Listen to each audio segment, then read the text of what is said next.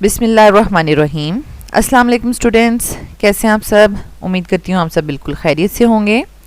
Students, आज की ये वीडियो बहुत ज़्यादा इम्पॉर्टेंट है तमाम 9th 10th फर्स्ट ईयर और सेकेंड ईयर के स्टूडेंट्स के लिए, क्योंकि इसमें हम डिस्कस करेंगे how to do SLOs based preparation for FPISC examinations 2022। क्योंकि जैसे कि स्ट्रैटेजी फेडरल बोर्ड के एग्जामिनेशंस की चेंज हो चुकी है, वो अब बुक बेस्ड नहीं है बल्कि वो SLO बेस्ड हैं, कैरिकुलम बेस्ड हैं। तो बहुत से स्टूडेंट्स हैं वो कमेंट्स में क्वेश्चन पूछ रहे थे। कुछ स्टूडेंट्स कंफ्यूज हैं, कुछ परेशान हैं कि क्या हम इस तरह के एग्जामिनेशंस में बहुत अच्छे मार्क्स ले सकते हैं, नहीं ले सकते, क्या बिल्कुल अननोन क्वेश्चन आएंगे, क्या हम अच्छे से प्रिपरेशन कर सकते हैं या नहीं कर सकते, और हमें कौन कौन सी बुक को फॉलो करना है। ठीक है, तो इन तमाम क्वेश्चंस के आंसर आज हम इस वीडियो में देखेंगे। Let's start this video with the thought of the day. और आज थॉट ऑफ द डे के लिए मैंने एक जो है वो कोटेशन सेलेक्ट की है। अजीम जहनों में ख्वाब होते हैं और पस्त जहनों में फ़कत ख्वाहिशात, लिहाजा नए साल के आगाज़ में नए और बड़े ख्वाब सजाएं। तो स्टूडेंट्स, बहुत ही मोटिवेटेड आप कह सकते हैं ये लाइन है। इसके अकॉर्डिंगली क्या है कि हमें सिर्फ अपने लिए जो है वो सिर्फ अपनी ख्वाहिशात को पूरा करने के लिए काम नहीं करना कि बस हमारी अपनी सेटिस्फेक्शन हो जाए, हमें ये चीज़ मिल जाए, हमें वो चीज़ मिल जाए, हमारे नंबर ज़्यादा आ जाएं, हमारा ही सारा काम हो जाए। ठीक है, सिर्फ अपनी ज़ात के लिए जो सोचता है ना, तो वो होता है कि हमारी ख्वाहिशात को पूरा करने के लिए।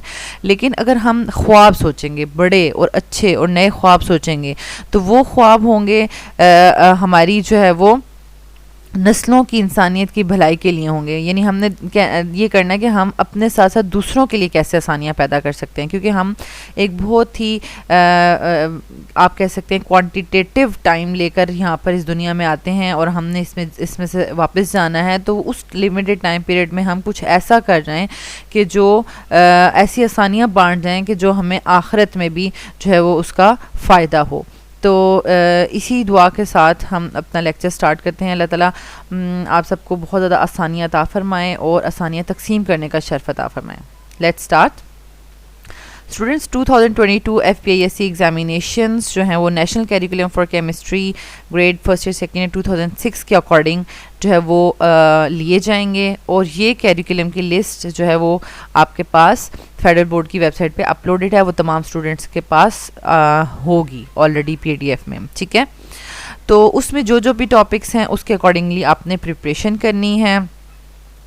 तो उसके साथ साथ जो है वो बुक्स जिनका बताया गया है कि आप यहाँ पर हमारे पास जो नेशनल बुक फाउंडेशन है वो कैरिकुलम लिस्ट के अकॉर्डिंगली नेशनल बुक फाउंडेशन जो है वो लिखी गई है। KPK की बुक भी उसी लिस्ट के अकॉर्डिंग लिखी गई है। और Balochistan text book board Quetta भी, उसमें भी सेम वही चैप्टर्स के नेम्स आपको मिलेंगे, टॉपिक्स के नेम्स मिलेंगे। अब एक्सप्लेनेशन में कुछ थोड़ा बहुत पॉइंट्स डिफरेंट हो सकते हैं। ठीक है, कुछ हो सकता है कि किसी बुक में 1-2 पॉइंट्स एडिशनल लिखे हुए हैं। तो यहाँ पर स्टूडेंट्स जो मैं लेक्चर्स अपलोड करूँगी उसमें मैं नेशनल बुक फाउंडेशन को main as a textbook cover करूँगी। ठीक है, जब हम नेशनल बुक फाउंडेशन को लेकर नोट्स बनाएंगे, उसको अंडरस्टैंड करेंगे, तो फिर हम जो है वो KPK और बलूचिस्तान की बुक को सिंपल रीड आउट करेंगे और देखेंगे कि उसमें से अगर कोई एडिशनल पॉइंट है तो हम उसको इन नोट्स में ऐड कर लिया करेंगे। ठीक है, तो इस तरीके से हम ये जो है वो अब से नई जो वीडियोस अपलोड होंगी वो इस स्ट्रैटेजी के अकॉर्डिंगली होंगी। ठीक है, तो आप भी अपनी जो भी केमिस्ट्री या अदर सब्जेक्ट्स को प्रिपेयर कर रहे हैं, क्योंकि ये जो बुक्स जो हैं तीनों बुक्स ये फेडरल बोर्ड ने जो है वो रिकमेंड की हैं, क्योंकि करिकुलम के अकॉर्डिंगली ये तीनों बुक्स लिखी गई हैं। ठीक है, लेकिन अगर आप पंजाब और सिंध की टेक्स्ट बुक्स देखते हैं तो उनके जो है चैप्टर्स के नेम्स मैच नहीं करते, उनका मटेरियल मैच नहीं करता। तो लेकिन ये है कि हम देख सकते हैं कि अगर कोई टॉपिक है जो इन दोनों बुक्स में भी है तो हम देख लेंगे कि उसमें क्या उसके बारे में इंफॉर्मेशन है। अगर हम उसको ऐड करना चाहें तो हम कर सकते हैं। ठीक है, लेकिन ये 3 बुक्स तो आपको बहुत अच्छे से कवर करनी है। लेकिन ये है कि बिल्कुल परेशान होने की ज़रूरत नहीं है कि कुछ ऐसा पूछ लेंगे जो आपको आता ही नहीं होगा, ऐसा नहीं हो सकता। ठीक है, क्योंकि जो बुक टॉपिक्स बता दी हैं उनके अकॉर्डिंगली इन्फॉर्मेशन भी दे दी है। ये तीनों बुक्स हैं, उनमें इन्फॉर्मेशन है, आपको कॉन्सेप्ट समझाए जाएंगे और उसी के अकॉर्डिंगली जो है वो पेपर लिया जाएगा। अब यह है कि बिल्कुल रट्टा नहीं लगेगा कि बस सेम रट्टा लगा हुआ है, यही 3-4 क्वेश्चन हैं, यही 3-4 न्यूमेरिकल्स हैं, इन्हीं में से पेपर पूछा जाएगा, ऐसा नहीं है। मीन्स कि अगर मैं फर्स्ट ईयर की बात करूँ, स्टोशियोमेट्री के या स्टॉकियोमेट्री आप कुछ भी प्रोनाउंस कर सकते हैं, उसके अगर आपको न्यूमेरिकल्स करवा दिए हैं तो अब आप ये ना कहें कि हमारी नेशनल बुक फाउंडेशन में ये स्टेटमेंट या ये क्वेश्चन नहीं गिवन तो हम ये अब सॉल्व नहीं कर सकते, ऐसा नहीं है। अगर स्टोकियोमेट्री के न्यूमेरिकल्स आपको समझाने का तरीका बता दिया है तो अब चाहे केपीके की बुक में से आए, बलूचिस्तान की बुक में से आए, किसी इंटरनेट से आए, किसी फॉरेन ऑथर की बुक से आए, कहीं से भी कोई स्टेटमेंट एग्जामिनर उठा के आपसे स्टोकियोमेट्री के क्वेश्चंस पूछ सकता है, लिमिटिंग रिएक्टेंट और एक्सेस रिएक्टेंट फाइंड आउट करने के क्वेश्चंस पूछ सकता है और वो आपको आने चाहिए, ठीक है।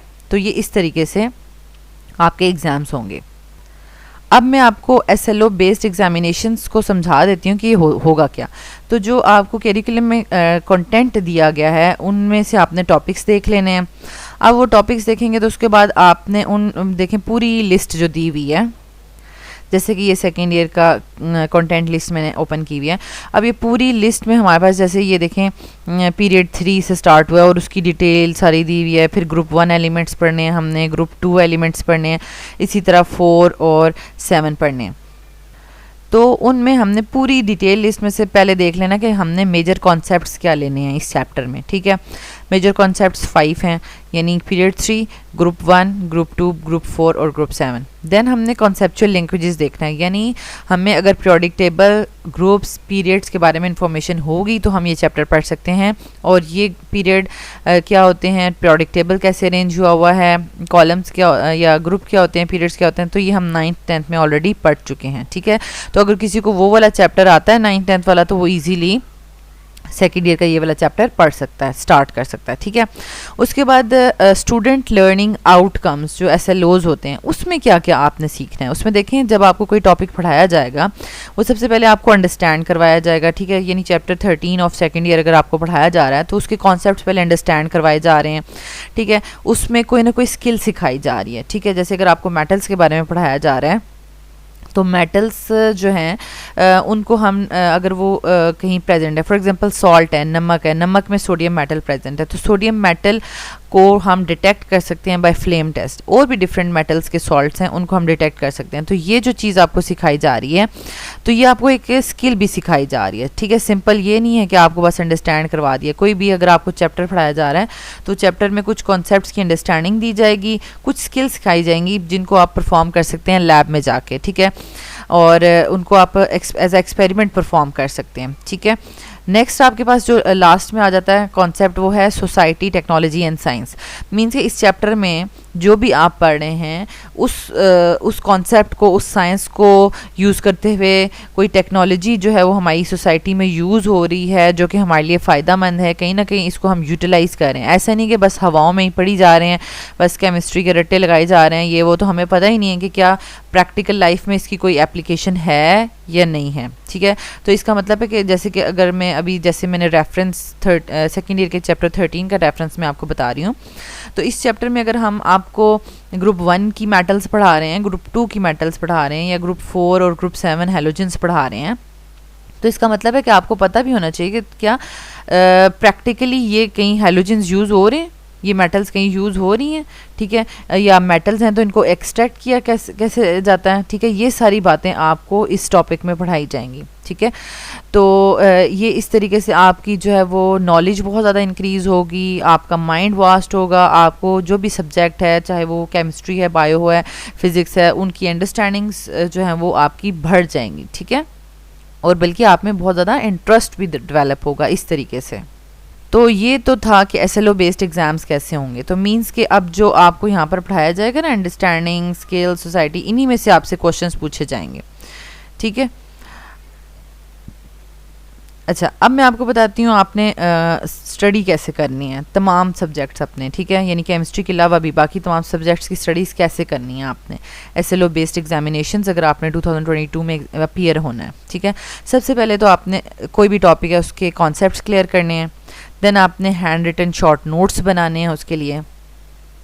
देन जब आपने नोट्स बना लिए, आप इसका मतलब आपको ये टॉपिक बहुत अच्छे से आ गया, फिर आपने अपने आप को एसेस करने के लिए आपने बहुत ज़्यादा ऑब्जेक्टिव्स की प्रैक्टिस करनी है। क्योंकि जब एक स्टूडेंट जो है वो एक टॉपिक में जो है वो एक्सपर्ट हो जाता है तो वो अपने आप को चेक कर सकता है बाय डूइंग ऑब्जेक्टिव प्रैक्टिस, ठीक है। अगर उसके तमाम ऑब्जेक्टिव्स ठीक हो रहे हैं इसका मतलब है कि वो हाई लेवल का कॉन्सेप्ट बिल्डिंग हो चुकी है उसके माइंड में, ठीक है, उस टॉपिक के बारे में।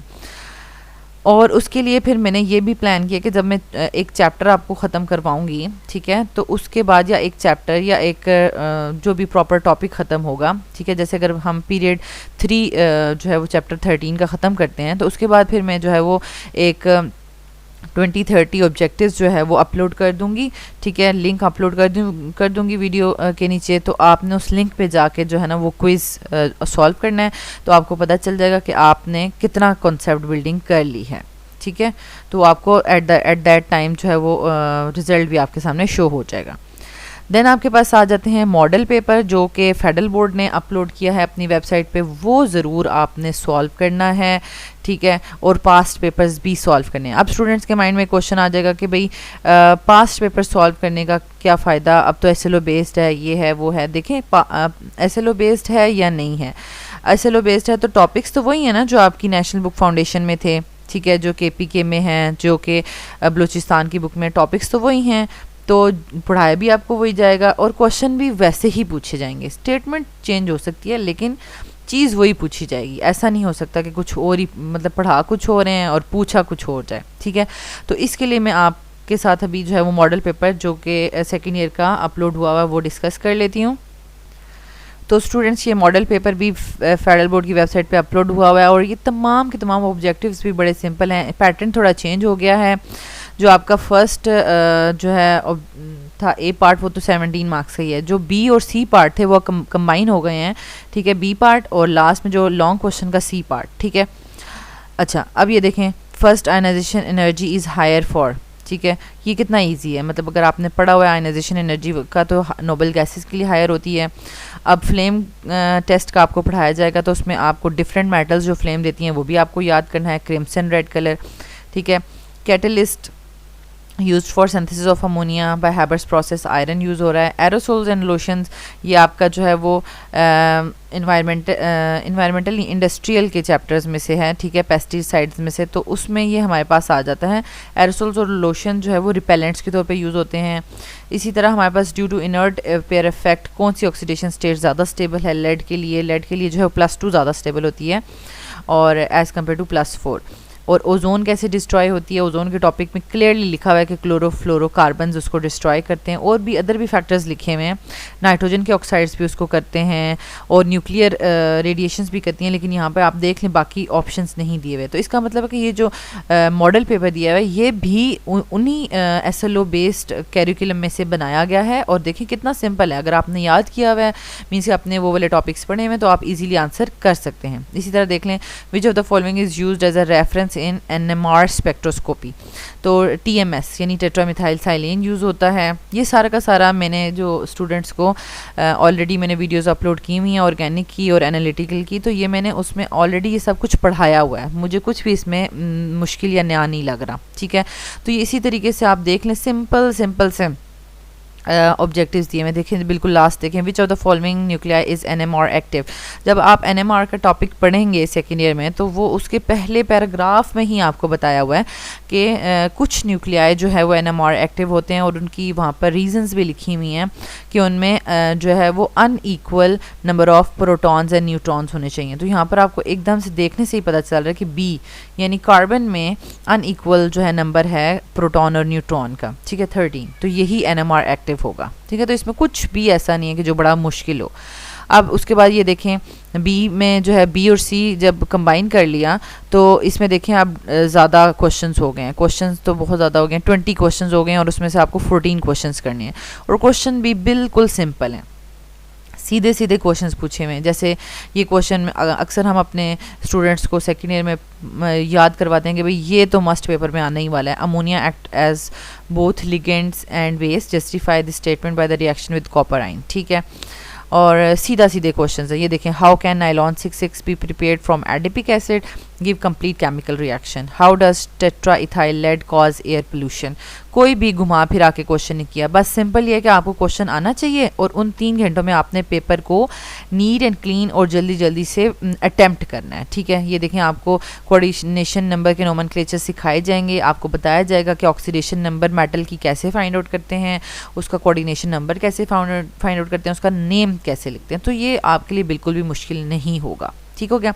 अब उन्होंने ये जो क्वेश्चन पूरा पेपर दिया हुआ ना 20 शॉर्ट क्वेश्चन और उसके बाद ये 3 लॉन्ग क्वेश्चन, ठीक है, इसका बिल्कुल ब्रेकअप करके यहाँ पर बताया हुआ है, एसएलओ बेस्ड ब्रेकअप किया हुआ है। ठीक है, ये देखें सेक्शन ए में आपके पास 17 ऑब्जेक्टिव थे, तो वो पूरे के पूरे ऑब्जेक्टिव बताए हुए हैं कि हमने ये किस तरह ऑब्जेक्टिव पूछा है। ठीक है, जैसे मैंने अभी आपसे ये कहा था कि आप ऑब्जेक्टिव नंबर लास्ट वाला ऑब्जेक्टिव देख लें, ये वाला, which one of the following nuclei is NMR active. ठीक है, 17th ऑब्जेक्टिव की मैं बात कर रही हूँ।